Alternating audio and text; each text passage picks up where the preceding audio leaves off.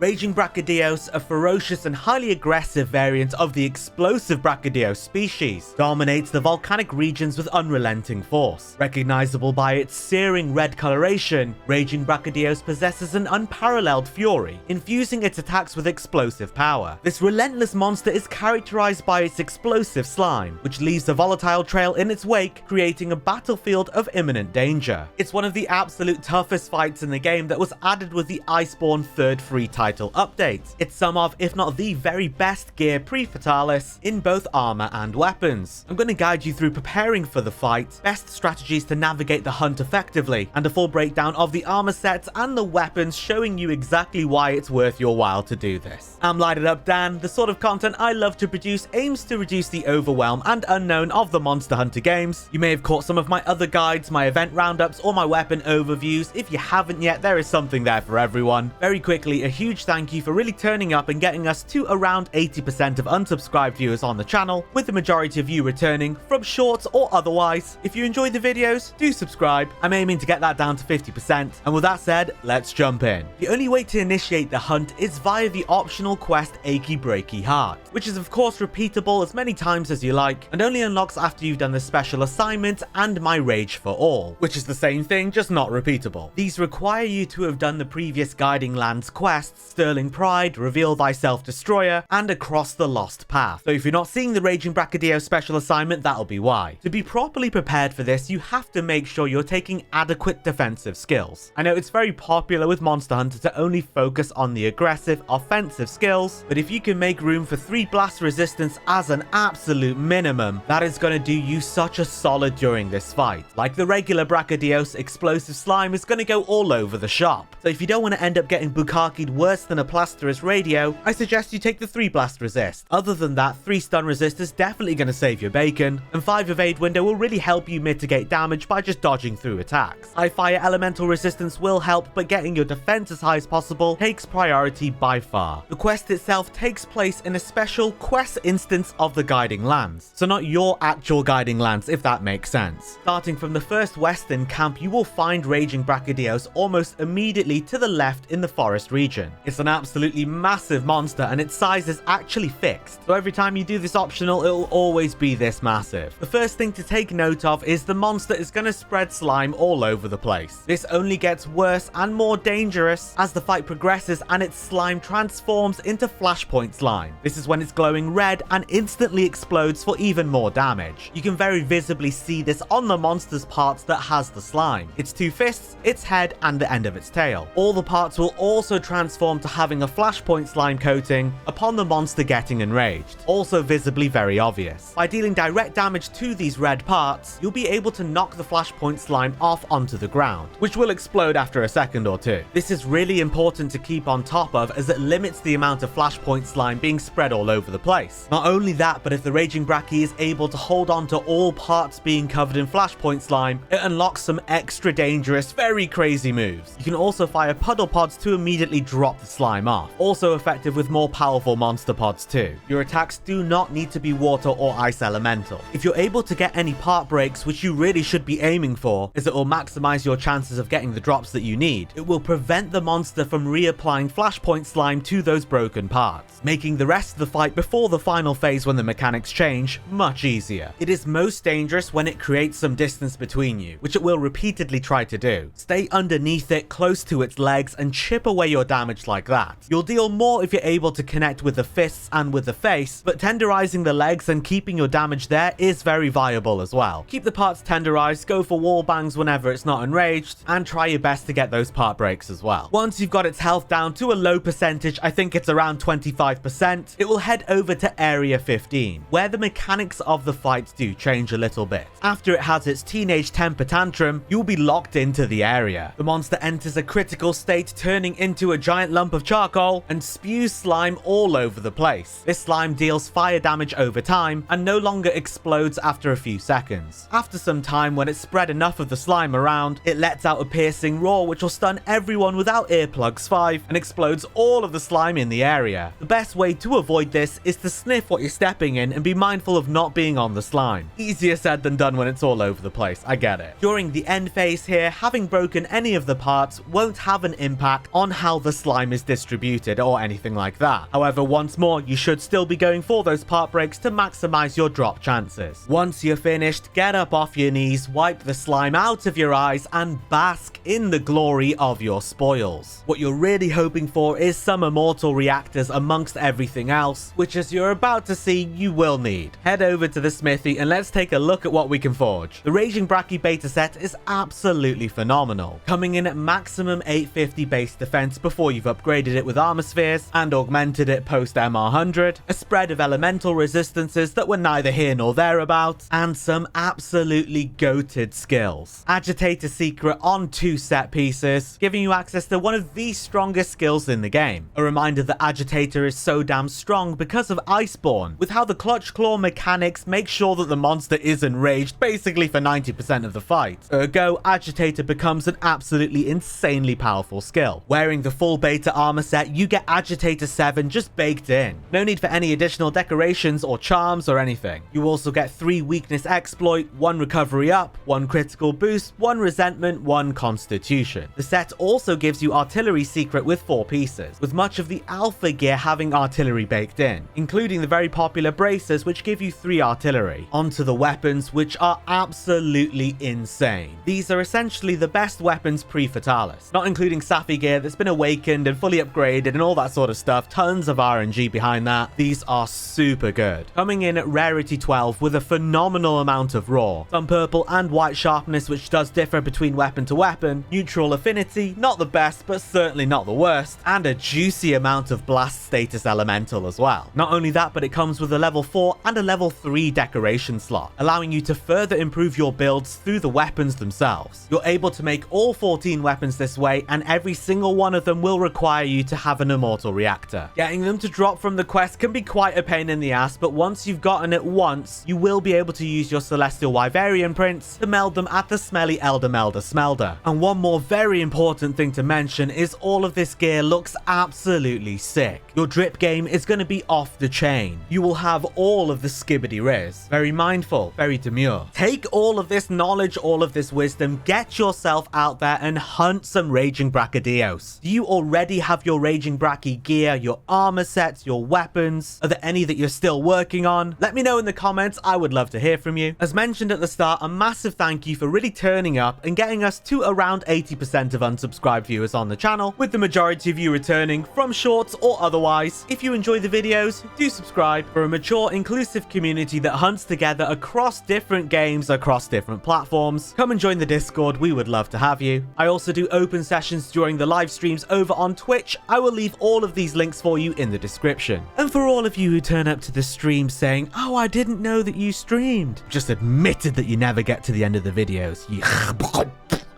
Thanks for watching, and until next time, I'll see you in the new world.